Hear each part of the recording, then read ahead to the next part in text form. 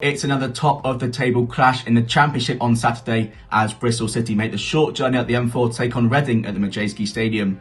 The two sides go into the game in a very different runs of form. Bristol City, one of the form teams in the league, 4 games unbeaten now, 3 clean sheets in a row. Dean Holland certainly got them. The fans back on side, looking to build up. 3rd place in the Championship up against Reading, who obviously started the season like a house on fire, winning 6 out of their opening 7 games.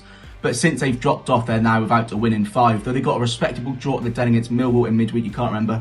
Jeb Wallace scoring a belter of a free kick for Millwall in that game, which Reading eventually tied up. But Bristol City, a respectable draw on Wednesday against Watford, a strong Watford team, a team with a £60 million attack, likes of Ismail Assar, João Pedro, and even Troy Deeney coming on late into that game. But I think as for this game, I think it can be an interesting contrast because I think both teams lately have been very happy to almost sit back and let the opposition have the ball. Reading doing that so effectively in the first few weeks of the season, whereas Dean Holland began to implement that style of play lately into his side's game to have been so good defensively. But on the ball going forward, they haven't looked as creative. I think they're almost very happy to let opposition teams control the tempo. And with Reading being at home, with these two sides almost matching each other up, that they don't really want the ball, I think it could be a very low scoring game. But it is probably the emphasis is on Reading as the home side, take the ball by the horns and try and go for the jugular, which I think could actually suit Bristol City. They played a very counter-attacking game against Derby last week at Ashton Gate. It worked very well. They won 1-0 with a Jeju late winner and almost perfected it against Watford. They could have easily won that one at the end too. So